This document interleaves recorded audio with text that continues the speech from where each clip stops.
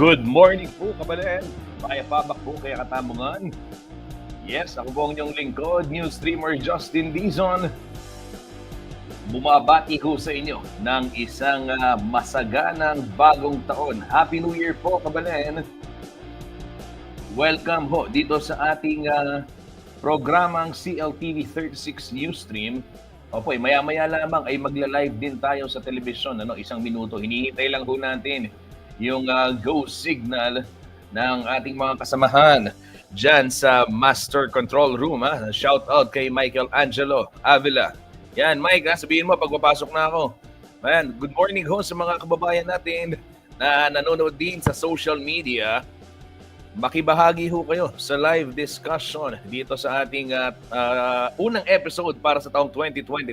Kwentuhan po tayo, ibahagi ninyo sa CLTV 36 at sa ating mga kabalen at karehiyon ang inyong New Year's resolution. Ayan, pag-usapan natin, usapang New Year's resolution tayo habang ako po sa inyo magbibigay naman ng iba't ibang mga impormasyon din at balita na makatotohanan at balita na may paggagamitan. Ayan, magandang umaga para sa lahat po ng mga nakatutok sa atin sa telebisyon. Live ho ninyong napapanood ang CLTV 36 News Stream. Ngayon pong Enero, ikalawang araw ng Enero, taong 2025. Opo, kabalid, nasa bagong taon na ho tayo at kumusta ho ang mga nagbabalik trabaho? Kumusta po ang nakapagbakasyon? At yung iba in-extend pa. Kumusta ho kayo? Naway nasaan man kayo ngayon? Whether mahaba man o maiksi ang inyong naging bakasyon. Sana'y nasulit ho ninyo at nakapagpahinga kayo. At syempre nakapag-spend ng quality time kasama ho ang inyong mga mahal sa buhay. Ayan. At yung mga nagtatrabaho pa din kahit holiday season, ayan, lalong-lalo na yung mga kabalen natin na nakatutok doon sa naging daloy ng trapiko, yung mga enforcers, yung mga security personnel na nagbantay, mga pulis, bombero, ayan, mga doktor na nandyan ho sa mga pagamutan sa kabila ng putukan at sumalubong ho doon sa mga naputukan. Ay saludo ho kami sa inyo, kayong mga bayani na nagtatrabaho sa gitna ho ng okasyon para siyempre mapanatili ho yung kaligtasan ng mga taong bayan. Ayan. Ang inyong nakikita, ayan, sa mga oras na ito para sa lahat ho ng mga nakatutok sa atin sa TV Signal Channel 115 dito ho sa Central Luzon sa ating 38 cable partners at maging sa Free TV Channel 36 at syempre online naman sa YouTube, sa ating website cltv36.tv, yung ating streaming app sa Google Play at syempre sa Facebook at CLTV36 Official and at CLTV36 News. Welcome po dito sa ating CLTV36 News Stream. At bagong taon, usapang New Year's resolution. Ano ang New Year's resolution mo? Ako, mas mahaba. Ako, magbabahagi muna ako. Simulan ko Mas mahabang pasensya tuwing nasa kalsada. Yan. Importante ho yan. At syempre, yung disiplina. Yung disiplina naman matagal na ho. Yung pasensya talaga yung kailangan. Mas mahabang pasensya tuwing nasa kalsada. Yan ang aking New Year's resolution at talagang, bakit? Oo. Syempre, kaliwat kanan ho yung traffic, tapos masisigitan ka ba, makakat ka ba, minsan mapapakamot ka na lang ng ulo, pero importante kayo, kabalen, talagang relax ka lang. Okay, At breathe in, breathe out. Alam nyo, ganyan talaga. Pero kailangan lang, lalo-lalo yung mga tinatawag na kamote rider. Di ba? Pagpasensyahan na lang ho, yung mga, yan. At speaking of traffic, siyempre pag traffic, alam niyo naman, dami nagmamadali. Lalong-lalo na itong magbabagong taon.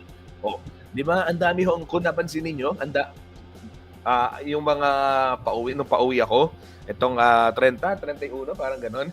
Ang dami hong mga motorista ba na nakakalimutan na yung signal light. Nakakalimutan na yung tamang pasok. Siguro lahat nagmamadali, lahat may okasyon. At kaya ganun yung mamaya makibalita tayo kung ano yung pwedeng o ano yung naging senaryo ng mga kalsadahan. Pero may mga na-monitor tayo mga ilang pangyayari. Ito, binabantayan ho natin yung na-post na sa social media, viral ngayon, kinukumpirma natin itong nasunog na overpass dyan sa may Baliti. Kagabi. Yan. Check ho natin yan. At marami pa. Sige, usapang traffic muna tayo bago tayo makarating sa Baliti. Dito muna tayo sa mga paluwas ng Metro Manila at yung mga nasa Metro Manila na sa mga oras na ito. Alamin natin ang kondisyon ng mga kakalsadahan dyan sa North Luzon Expressway. Live traffic update via NLEX Corporation. Ito mga kabalen.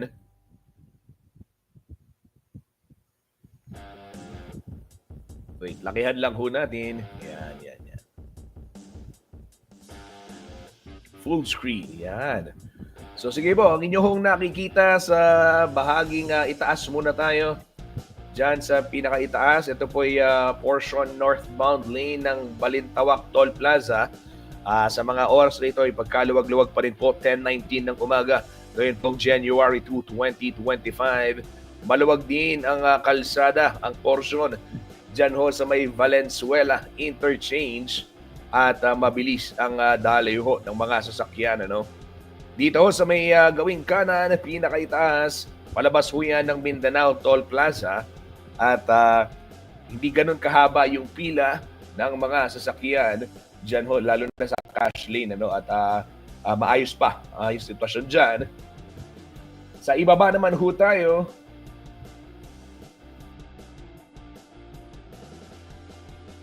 may Kawayan Interchange Bridge at fast-moving po ang mga sasakyan. Ganyan din sa may Bocaue Toll Plaza. Yung pasalubong ho ay northbound yan patungo ng Bulacan, patungong Pampanga at iba pang bahagi dito ho sa norte. At yung nasa gawing kanan ng screen, yan ho yung papasok na ng Metro Manila o yung area ng sa GMA, Greater Manila Area. Ito hong pinaka dulo, right side, gawing ibaba, ito ay siyudad ng San Fernando. Kabilaan mga kabalen ay maluwag na maluwag ho ang North Luzon Expressway sa mga oras na ito.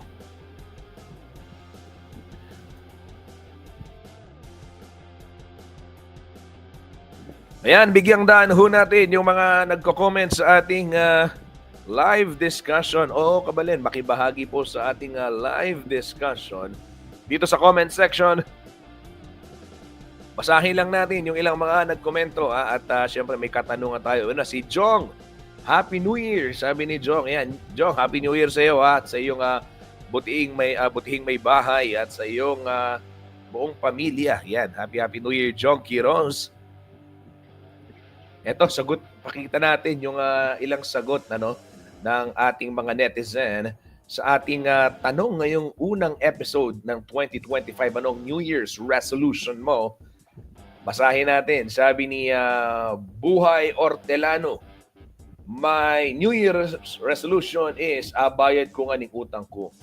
Wapid. Yan, magandang New Year's resolution yan. Oo.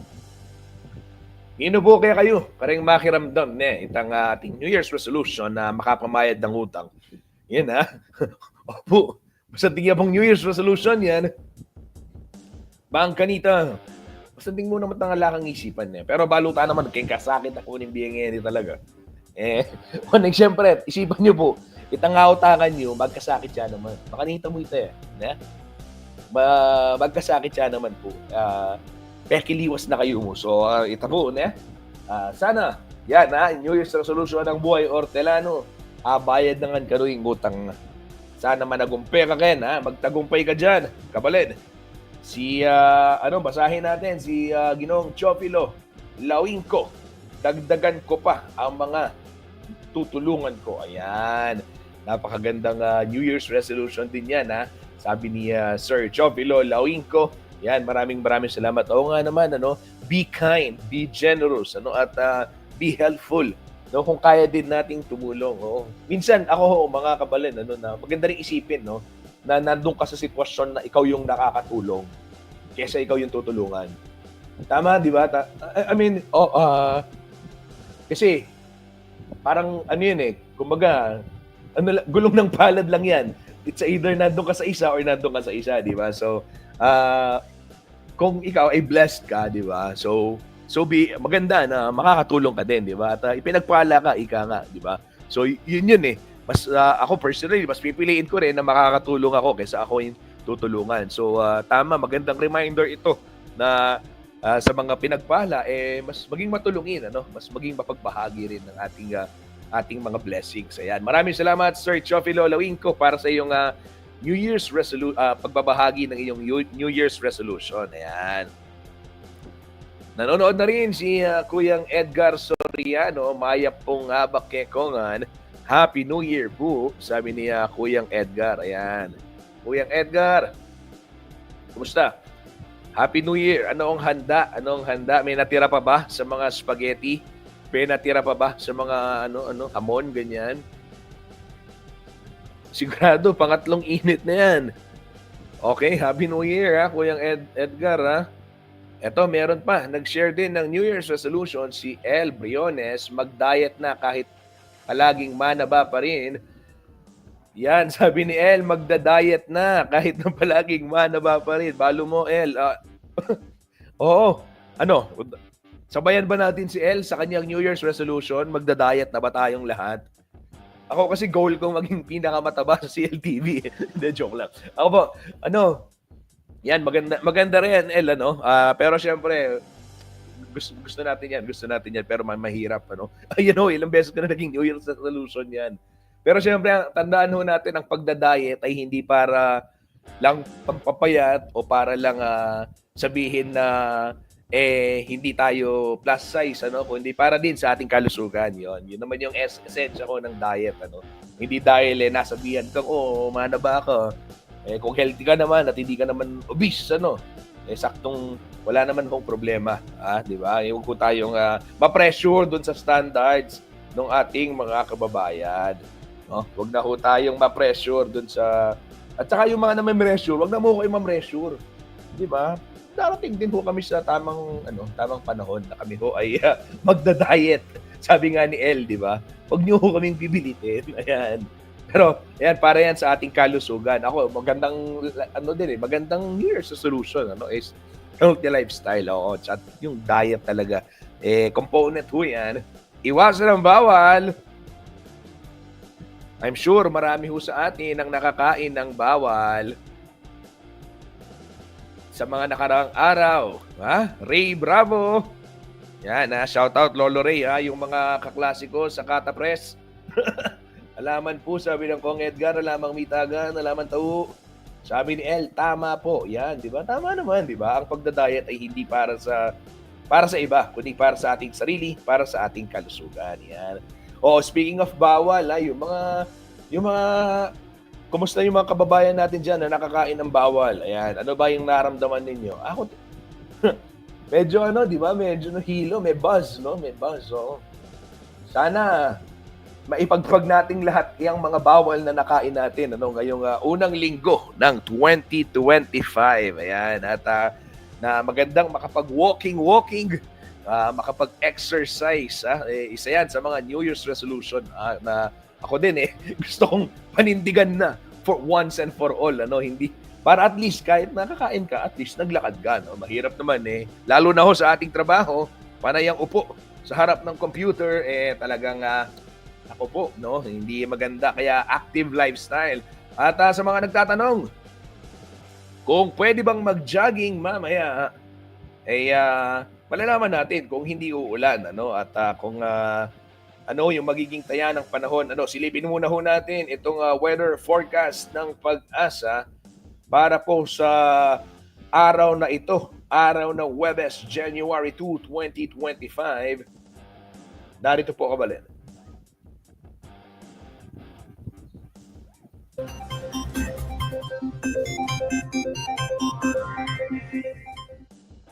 Magandang umaga po sa inyong lahat mula sa Pag-asa Weather Forecasting Center.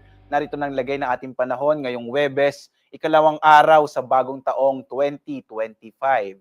Sa ating latest satellite images, makikita natin na tatlong weather systems na nakakaapekto sa ating bansa.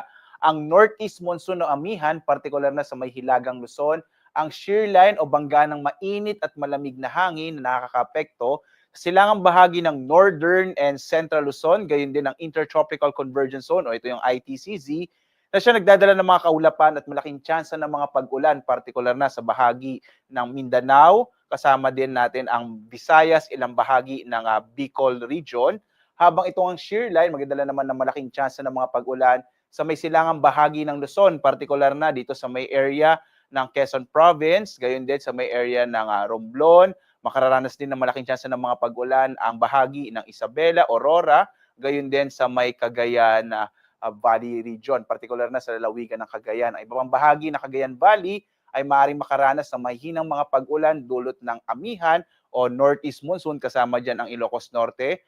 Ay iba pang bahagi ng Luzon ay makararanas, kasama dyan ang Metro Manila, Calabarzon at Central Luzon, ay makararanas naman ng mga isolated na mga light rains dito sa may northern part, habang may mga thunderstorms tayo dito sa may bahagi ng Central Luzon, kasama ang Metro Manila at malaking bahagi ng Calabarzon. Makikita po natin walang low pressure area na namamataan sa loob at labas ng Philippine Area of Responsibility. Posible hanggang sa pagtatapos ng linggong ito, pagdating ng weekend, maliit yung chance magkaroon tayo ng bagyo.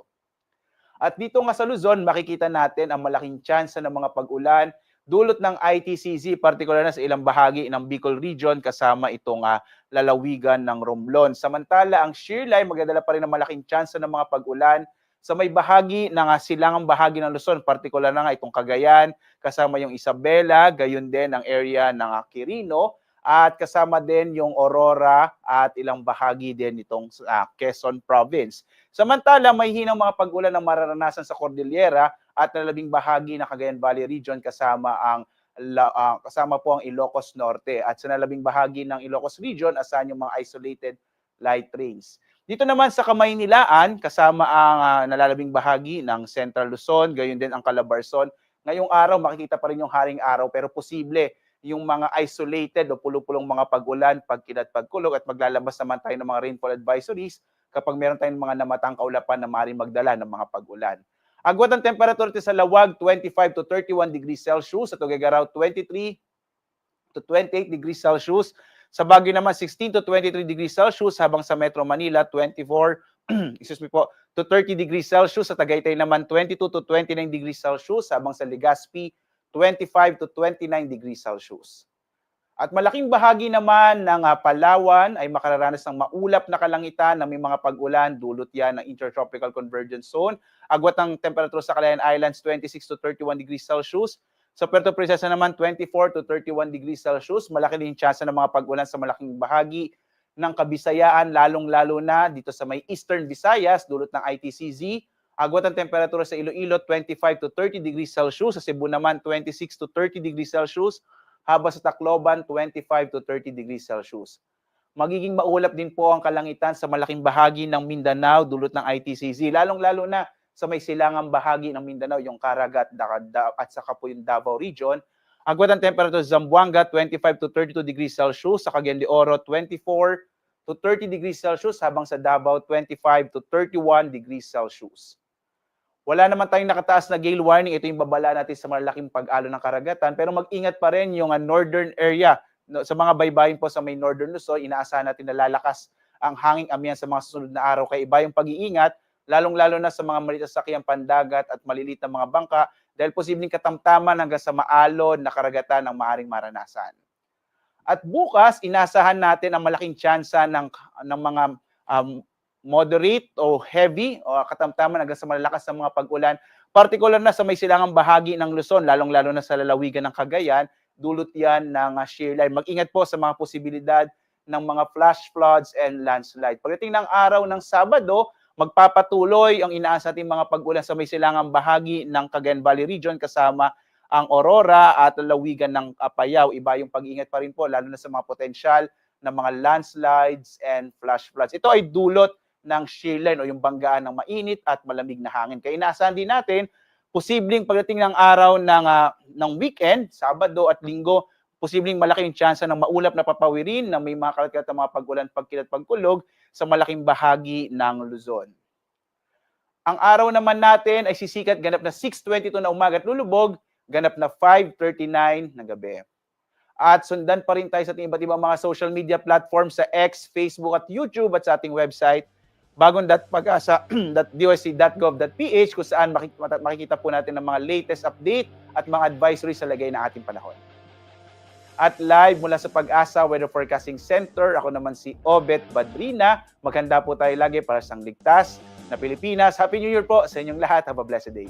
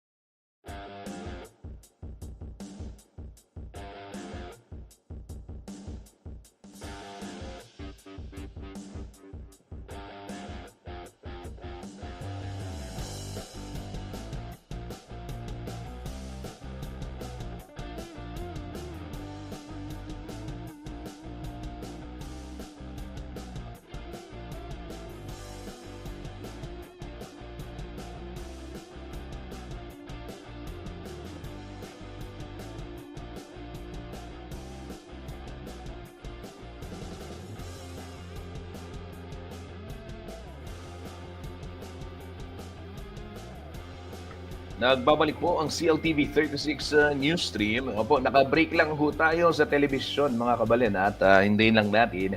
Pero tuloy-tuloy ho tayo dito sa ating social media. Mamaya bibigyang daan natin, i-flash natin itong mga komento ng ilan sa ating mga kabalin.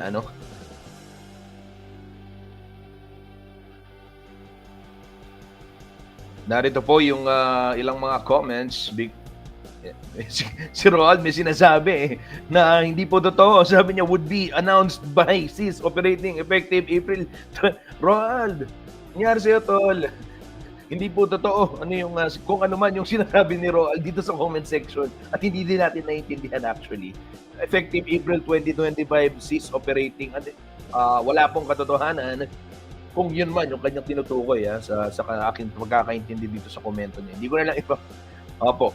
Ayan, bigyan natin panahon bigyan daan natin yung ilang mga komento ng ating mga kababayan. Makibahagi po tayo dito sa ating discussion. Ano ang New Year's resolution mo? Yan. Mike, on air na ba tayo? Mike, nasa TV na ba tayo? Yan, okay, balik daw tayo sa telebisyon. Okay, welcome back ho sa mga nanonood sa kanilang mga telebisyon. Muli, narito po ito po ang CLTV 36 news stream at kami po naghahatid sa inyo ng balita at impormasyong makatotohanan at mapakikinabangan sa araw po ng Huwebes, January 2, 2025. At gaya ho ng aking tanong kanina, ano ang New Year's resolution mo? Ito, bigyang daan natin yung ilang mga komento ng ating mga netizen. Ito, nagko-comment si Amanda Fernandez. Happy New Year. Happy New Year, Ma'am Amanda. Kumusta ho kayo? At kumusta yung naging pagsalubong ninyo ng bagong taon? Kayo ba'y nakapagluto rin ng spaghetti kagaya ng ating mga kababayan? At saka yung mga nagpaputok. Kayo ba nagpaputok nung bagong taon? Parang konti na lang kasi umulan di ba? Oo. Natatakot yung mga aso, sana wag nang dagdagan pa. Sana wala nang magpuputok pa, di ba? Oo, pero siyempre bahagi ho yan ng tradisyon ng kultura. Pero ika nga pinagbabawal na ng DOH yung kanya-kanya. Maganda yung community fireworks, yun na lamang yung pagtuon na ng pansin at wag na yung kada bahay. Para sa ating kaligtasan. Mamaya alamin ho natin kung ano yung resulta ng pagsalubong ng bagong taon o at anong datos, ilan ho yung mga naputukan, ilan ho yung mga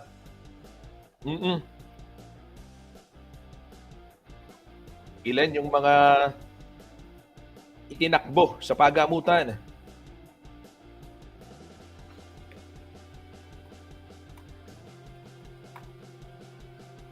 At kumusta yung pagdiriwang ng bagong taon sa iba't ibang bahagi po ng lalawigang Kapampangan at sa buong Central Luzon? Ayan. Yan ang ihahatid sa atin nating mga reporters, Ashley Punzalan, Liana Canilao.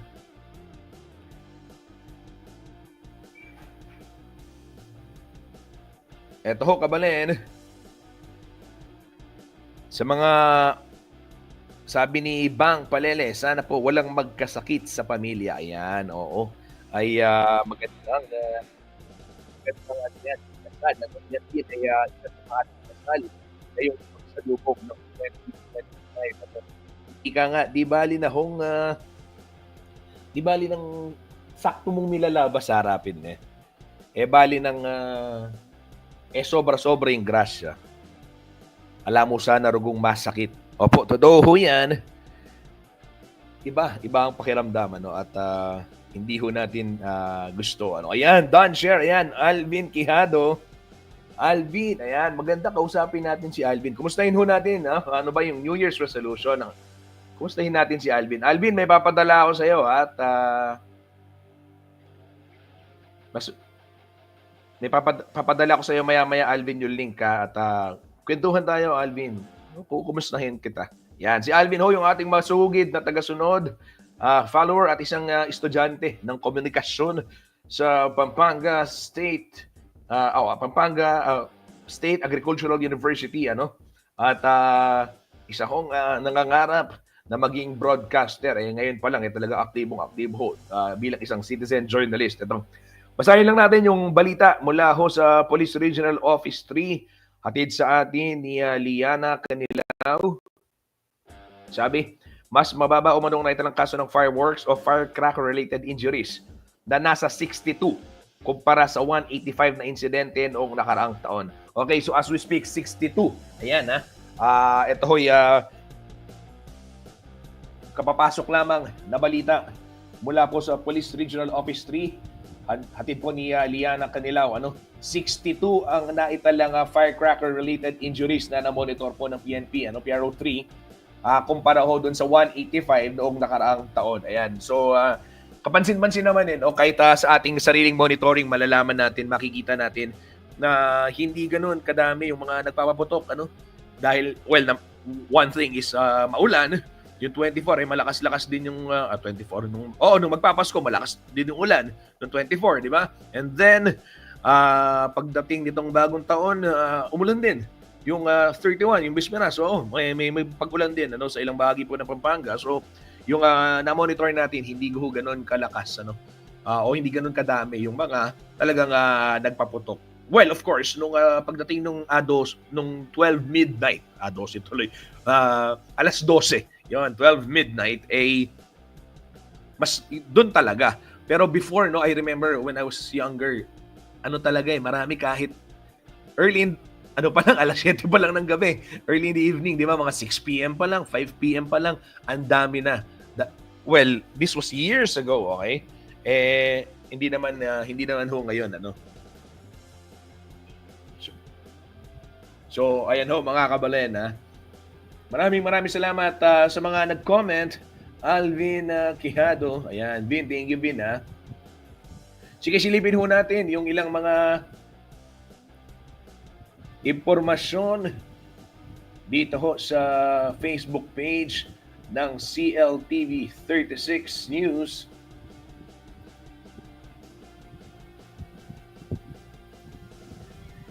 Eto.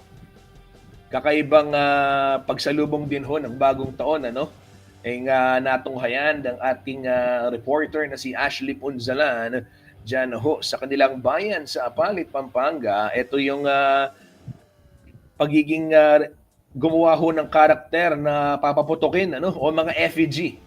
Ika nga na kanilang mga pinasabog. Nagpasiklaman sa pagiging creative at resourceful. Ito pong mga Apalitenyo sa kanilang ginawang mga karakter na pinaputok dito pong bagong taon. Ayan.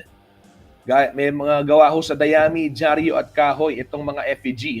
Paunang tradisyon ito bilang pagsalubong sa bagong taon. Narito yung ilang sa mga effigy na kanilang pinasabog.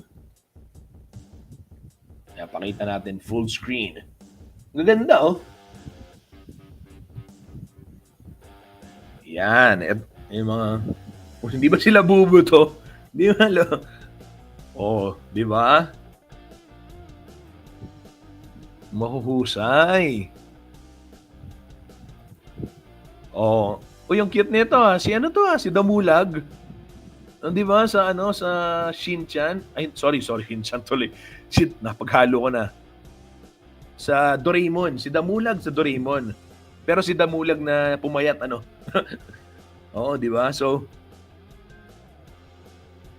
yan. Uy, eto. Ito ay sa simbahan, sa likod ng simbahan to, I believe, no? Demonyo. Ayan. Na pinasabog ko, ito. Parang Men in Black, Ayan, ang cute naman nito, di ba? Ayan, yung maganda tong tradisyon na to, napaka-creative. Lumalabas yung skills, resourcefulness ng mga kabalen natin. Paper mache. Pwede to paper mache. Yung dyaryo, babasain mo, effigy. Halata bang gumawa ng effigy si Kuyang Justin nung mga panahong iyon? Ayan, di ba? So, si Son Goku.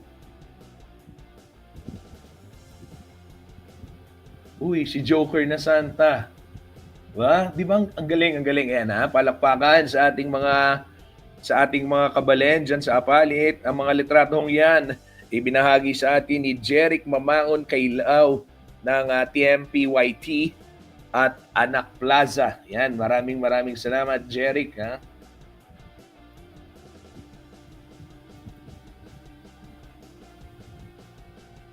Madami, Talagang ang dami hong nag-participate at napakagandang aktibidad na ito.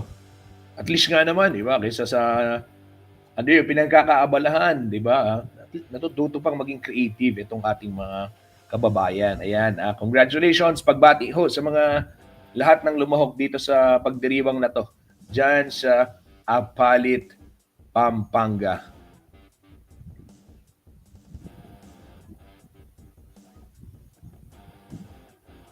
Ito ho, nitong December 30 ay nagmisa rin dito ho sa Betis, Guagua, Pampanga, si Cardinal David. Si Cardinal Ambo, Opo, ang ating kabalen. Bilang bahagi po ng kapistahan ni Santiago Apostol. At kabilang ho sa mga dumalo ay yung mga kaanak din ni Cardinal David at syempre yung ating mga kabalen na mananampalataya at nananais ding bumati ho dito sa ating bagong talagang kardinal ng Simbahang Katolika, si Cardinal Virgilio Pablo Ambo David. Yan. Narito ho yung ilang mga larawan sa ginawang Santa Misa noong araw na yan, December 30, bilang pasasalamat sa patron na si Santiago Apostol.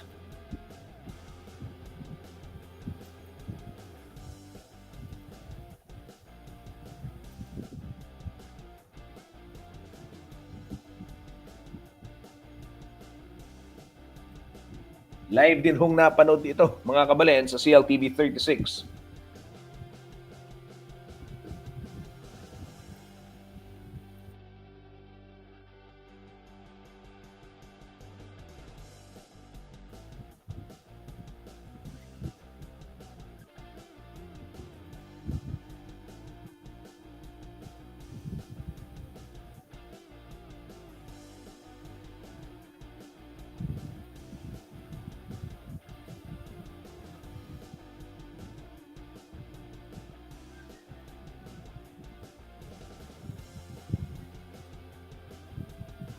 Okay, ayusin ko lang, balik ko lang yung yung traffic situation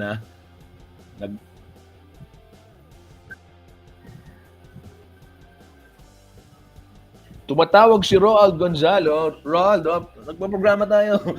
Mamaya na ho natin. Wait lang Tumatawag si Roald.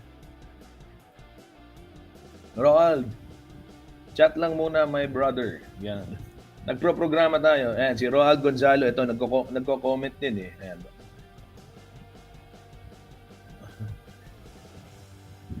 Sabi mali, Roald.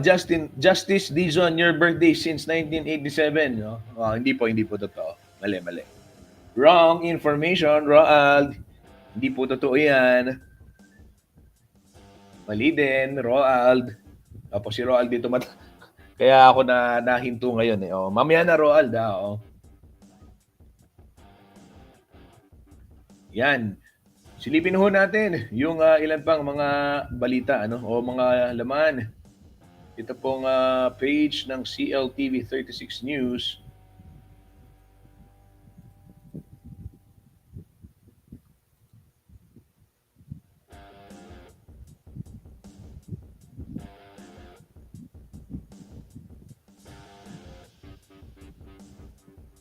Ito ho, mga kabalen, public service announcement muna ho tayo.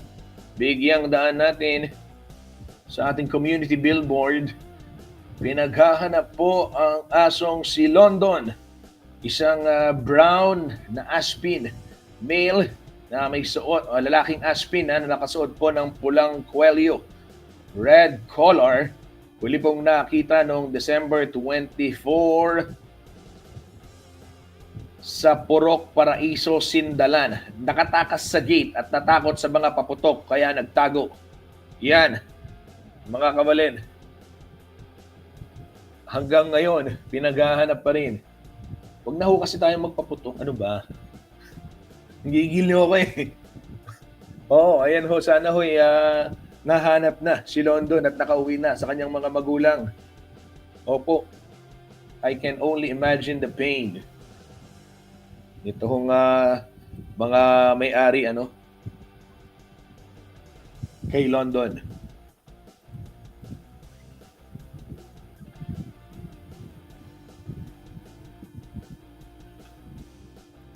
Para ho sa ating mga kababayan na hindi pamilyar sa Aguman Sandok. Ito yung binabanggit ho natin. Itong Aguman Sandok, isang pagdiriwang sa bayan ho ng Minalin, Pampanga kung saan nagdadamit babae ang mga kalalakihan at naglalagay ng kolorete upang maging katawa-tawa ang kanilang itsura. Well, of course, I'm sure a lot of you would say na bakit ginagawang katatawanan ng cross-dressing, no? At ganyan din ho ang naging tanong ng inyong lingkod, pero ito ho kasi ay may historical context na matagal na nang simulan nito diyan ho sa bayan ng Apalit at Apalit tuloy, Minalin, 1930s, kundi 92nd year na niya. So, nandun sa 1930s yan nang sinimulan. 1932 to be exact, kung 92nd year na ngayon, or 1933. Ayan. Dahil nakaranas ng taggutom, famine and drought, o yung tagtuyot, itong mga taga Minalin, Pampanga. Kaya ganoon na lamang ho yung kanilang naging karanasang kalungkutan. Kaya naman ho, ito nag-isip ho ng isang selebrasyon itong ating mga kababayan nung panahon na yon, at yung mga lalaki, syempre iba ho yung appreciation, iba ho yung kultura nung panahon na yon, para ho mapatawa at mapasaya nila yung kanilang mga nalulungkot na kababayan. Yung mga mangingisda, ayan, ginawa ho nila ay nagbihis babae sila at pumarada sa kalsada at kanila hong napangiti yung mga kababayan nila noong mga panahon na yon. But over the years, of course, nag-iiba yung kahulugan. Noong nakaraang taon, I remember si Architect Architect Tubig ng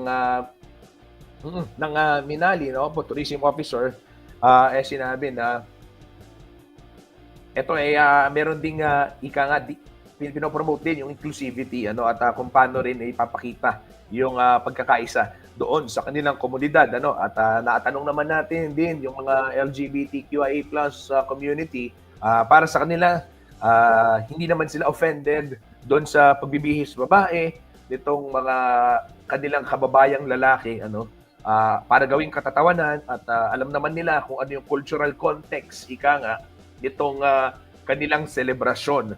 At meron naman din daw pagdiriwang na nakalaan or para sa kanila, para sa mga members ng LGBTQIA+ community sa bayan ho ng Minalin. So very supportive din yung members ng LGBTQIA+ community na atin hong na-interview. This was years ago, parang 2 years ago, na sila din yung aktibong nagbibihis. So sila yung nagme-makeup, naggumagawa ng costume nitong mga lalaki na nagbibihis babae para sa Aguman Sandok. Na gaya nga ho ng ating sinasabi, of course, marami yung mga nagtanong bakit ginagawang katatawanan ang pagbibihis babae, ang cross-dressing. At sa bayan ho ng Minalin, meron hong konteksto yung kanilang pinanggagalingan. At hindi naman nila ikinakaila na, again, gaya nga ho ni binanggit ko kanina, na itanong na ho natin yan kay Architect Jerome Tubig, ang kanilang tourism officer, at sinabi na ito ay pagpapatuloy ng matagal ng tradisyon, at sa ngayon mas tinatry nilang gawing inclusive at linalagyan talaga ng kahulugan na it's hindi lang katatawanan. At nakita niyo naman mga kabalin, yung sense of community, gaya nga ho ng ating pinapalabas sa ating screen. Ito nakita niyo, sabay-sabay ho ko sumayaw. At nag-practice yan. Diba? Ika nga nila, sa halip daw na naglalasing, ito totoo to, may nakausap ako na nagawan ko na rin ng storya to. Yung mga taga Minalin, pag bagong taon, sa halip na naglalasing sila ng bagong taon, yung 31, hindi, maaga ho silang matutulog. Kasi for January 1, or right after 31, papahinga na sila yung pagkasalubong. Kasi nga, merong Aguman Sandok ng January 1. At kailangan handang-handa sila doon. Kailangan in good condition sila para sa kanilang pagparada. Nagsimula ho yan sa Barangay Santo Domingo, yung parada kanina, hanggang Miras Nepo King Kabalenad. Opo, kanina, nung kahapon, napon po. Ito ho yung selebrasyon ng Aguman Sandok na live pong napanood sa CLTV 36.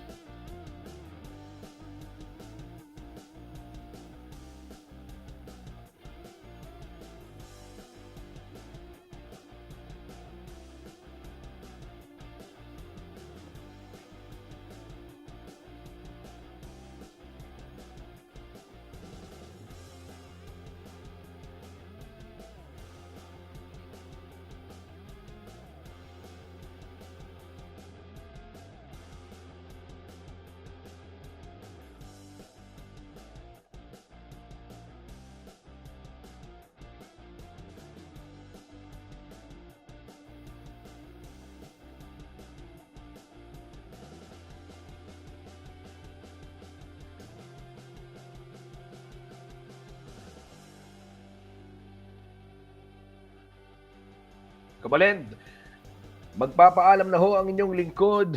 Maya-maya konti at tutok lamang ho sa CLTV 36 News para ho sa iba't ibang balita at impormasyon na atin hong dapat malaman ngayong ikalawang araw ng bagong taong 2025. Ito, gaya ho ng nabanggit, yung isa sa mga binabantayan natin, kumusta ba yung naging pagsalubong ng, o sa bagong taon ng ating mga kababayan, kung sa usapin ho ng bilang ng mga naputukan ngayong taong ito, ay good news. Si Jaja, hi Ja, kitang-kita sa screen. Hi Ja, shout out. Opo, kung sa usapin ho ng bilang ng mga naputukan, basahin natin yung binasa ko kanina, yung update ni Liana. Ito, 62 yung firecracker-related injuries na naiulat ng Police Regional Office 3 kayon pong ngayong as of January 2, 2025. Mas mababa ito kumpara dun sa 185 na insidente noong nakaraang taon. Pero sikapin ho natin kuhanin yung buong figura at tatanungin din natin yung Department of Health kung ano yung naging sitwasyon sa mga pagamutan at syempre sa lalong-lalo na sa Jose Bilingad Memorial General Hospital. Yan ho mga kabalin. Magpapaalam na po ang inyong lingkod sa telebisyon at sa Facebook. Gaya ho ng aking nabanggit, tuloy-tuloy lamang ang inyong pag-follow sa CLTV 36 Facebook page para po sa mga ibang balita at impormasyon na aming ihahatid sa inyo.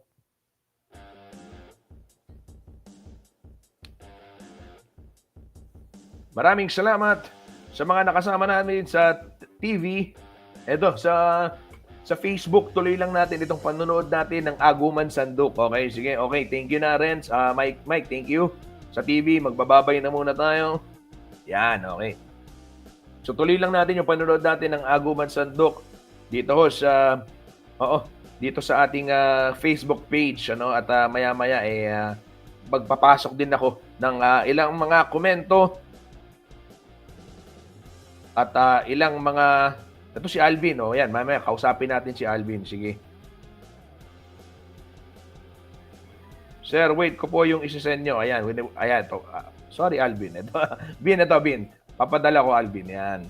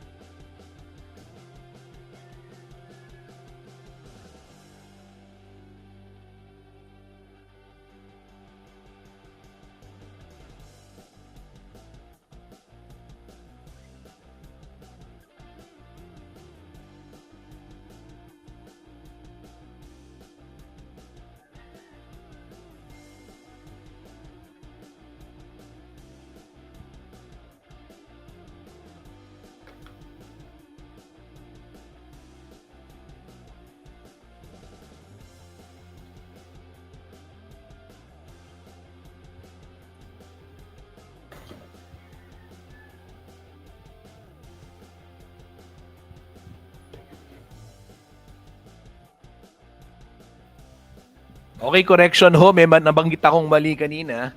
Oo, pasensya na dahil may kachat. Ako din na yung nagko-control. Anyway, correction, hindi po si Architect Jerome Tubig yung nabanggit kong pangalan. Sabi ko na nga ba, mali. Architect Romel Tubig. Opo, pasensya na po.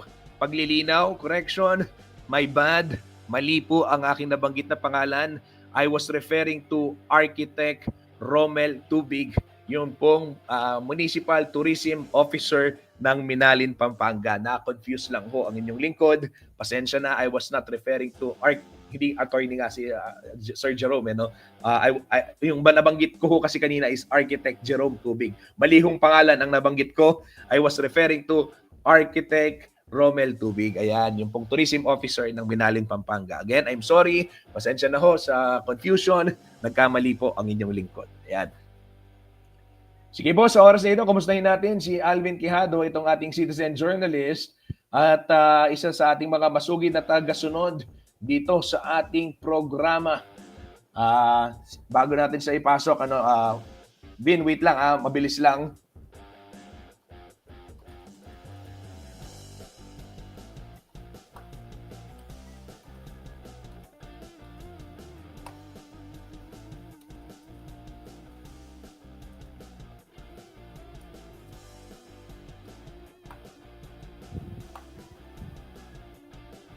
Okay, ito na. Nandito na ho si Alvin Quijado. Pasok natin. Yan, good morning. Hello po, good morning po mga kariyon at sa inyo po Sir Justin Tizon. Alvin Quijado po ito ng Angeles City, Pampanga. Kumusta po kayo dyan? Yan, Vin, kumusta? Maraming salamat. Happy New Year, Vin. Kumusta ang pagdiriwang ng bagong taon sa inyong lugar at kumusta ka ngayong 2025? Happy New Year din po Sir Justin. Pasensya na po kayo lahat medyo nagpapagaling pa po tayo sa boses.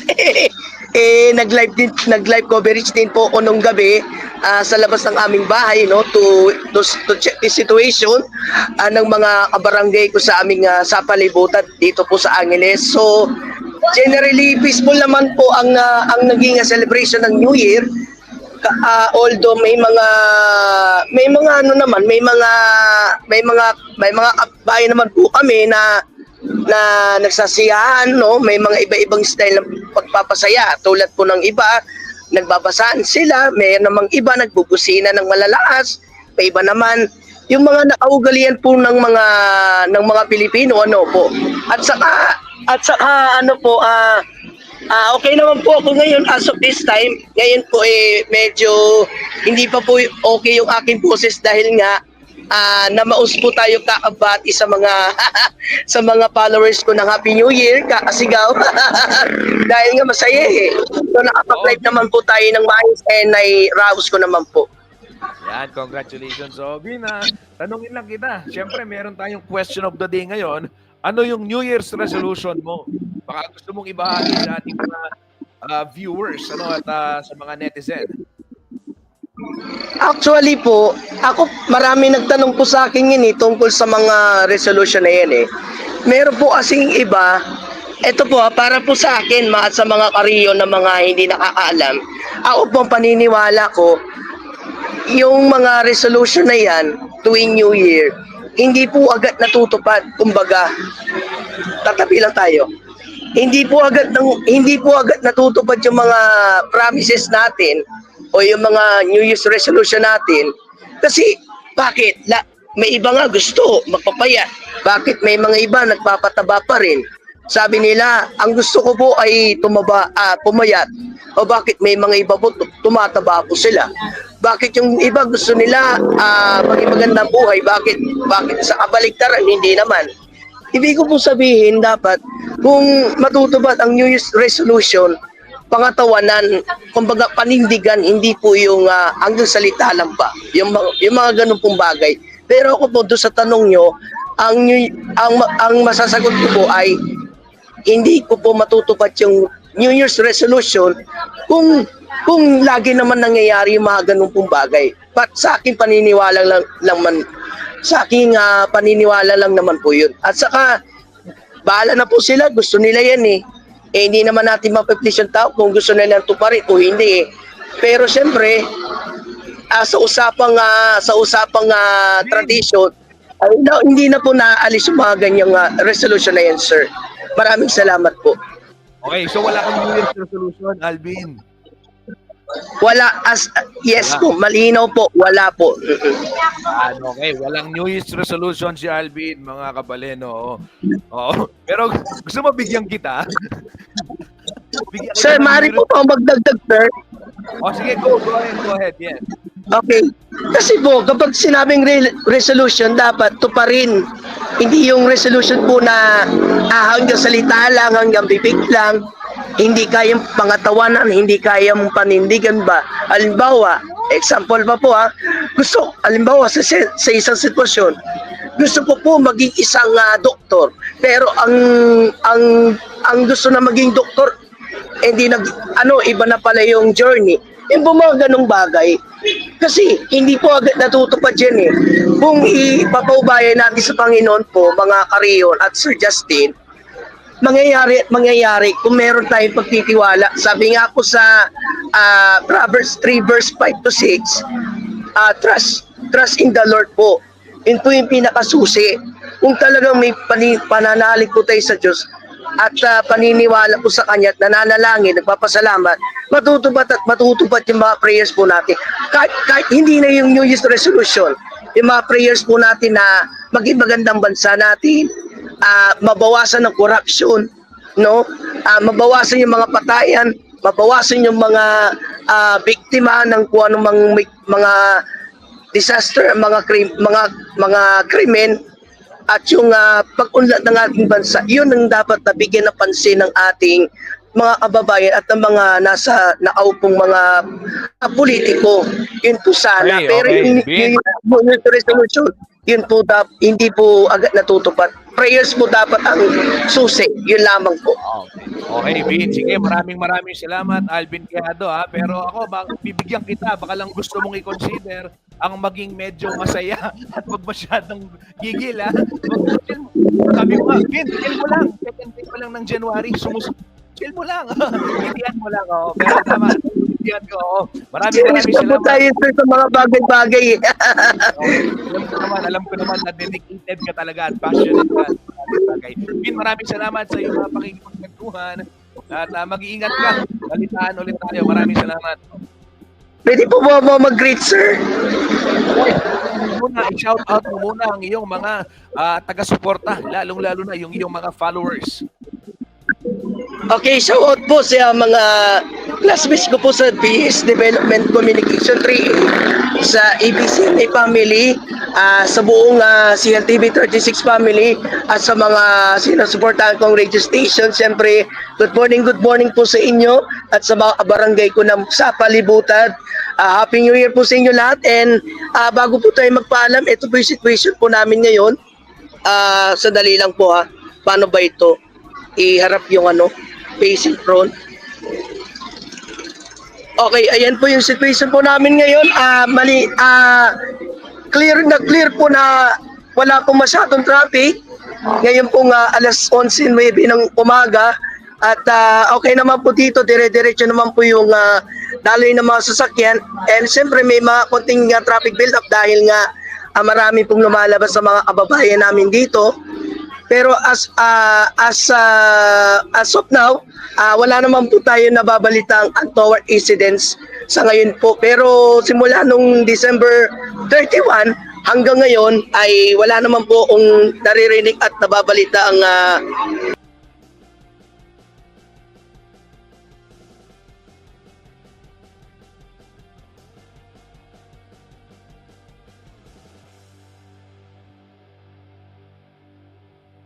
Nawala ho si Alvin, mga kabalen. Oo, na-disconnect. Vin, maraming salamat ha. Na-disconnect ka. Pero yun, nakita ho ninyo, kanyang binuulat sa atin, ito hong sitwasyon sa may Sapalibutan, Angeles City. Yan, nagbabalik, Alvin Quijado. Sige, tapusin natin yung report niya ha.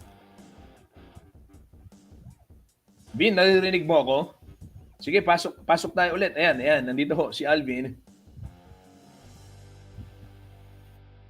Hello po ulit, pasensya na po, mali yung pindot ko na naman. Medyo excited lang. Okay, Ayan, so sige, pakita natin yung kalsada. So, saan tayo naputol? Doon sa sitwasyon ng trapiko dyan sa may Sapalibutan. Sa mga oras na ito, alas 11:10 ng umaga, Alvin Quijado, pasok. Ayan po, so sir, dito po yun sa may harapan ng Christ the King Parish Church sa Barangay Pulong Utot po ito, no? So wala naman pong traffic masyado at okay naman po yung daloy ng mga sasakyan, lumalabas po mga tao dito, and then doon naman po sa may northbound dire-diretso naman po yung takbo ng mga sasakyan, and syempre as of this time, back to normal na po yung mga businesses dito po, no, sa aking likuran at dito sa may tabi, and yung mga bayaran ng kuryente at tubig back to business na rin, nagbabalik na dahil nga lumipat ng mga holiday season, no? So, ngayon po, sir, bahagi ko lang po sa inyo yung naging cover ko sa Giant Lantern Festival dito sa doon sa Marquee Park. Masaya po, no? Maraming tao na nag-enjoy. Sinabayan ng spectacular fireworks display na i-play yung mga 8 parol, no? Kabilang yung 4 na mga nagwagi, no? Yung barangay San Nicolas, barangay Bulaon, barangay Telebastagan, and yung barangay San Juan, kung di ako nakakabali, no? Paki-correct na lang po kung ano yung isa pang barangay. Basta yun, no? Yun, so yung iba pa ay doon sa second night, ayun po, no, tapos na i-play. Masaya naman po, at saka bago yun, nag-start muna sa choir performance, and yung pangalawa, yung pag-play ng mga pagpapailaw ng mga nagdiningning ng mga giant parol. At siyempre yung mga tao nagsayawan din, nakapag-live stream din po sila. Nag-picture din sila hanggang sa matapos ang exhibition ng 4 at 8 o ang unang 8 ng sabay-sabay sa magkaibang gabi. Nagpaputok sila ng fireworks display na ibig sabihin successful yung kanilang Giant Lantern exhibition show. And siyempre nagpasalamat po Sir Justin Dizon, ang mga organizers ng nasabing exhibition show ng Festival of Lights na nag-participate yung mga kababayan ko po dito sa Angeles City. And again, congratulations po sa mga nagwagi sa ika 116 Giant Lantern Festival, Sir Justin. At ito na po ang latest report natin mula dito sa Angeles City, Pampanga. Ako po si Alvin Quijado, CLTV 36, pusong makabalin, pusong kariyon. Salamat po. Yan ho, mga kabalen, maraming salamat, Alvin Quijado. Isa ho sa ating mga masugid na tagasunod at aktibong nagvo-volunteer nating citizen journalist na. Opo. Oo.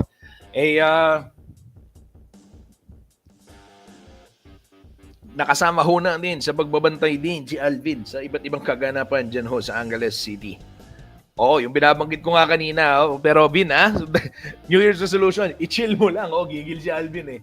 Pero syempre ho, yung New Year's, kumbaga, kanya-kanya naman yan, Kung para ho sa kanya, walang New Year's resolution, hindi naniniwala, okay lang yan. Kung tayo ho, naniniwala, okay lang din yan. Basta importante, yung mga paniniwala natin, hindi ho natin pinandidikdikan sa iba at hindi ho nakakasakit ng ating kapwa. Ayan. Sige ho, mga kabalen. Sa mga orasong ito, 11:14 ng umaga, maya-maya at magla-live stream ulit ho ako. Mangangalap lang ho tayo ng mga panibago pang balita at impormasyon aming ihahatid sa inyo. Maraming salamat sa pagtutok sa unang episode ng CLTV 36 Newsstream ngayong 2025. Muli ako pong nilingkod, Justin Dizon. Mag-ingat ho tayong lahat. Happy New Year!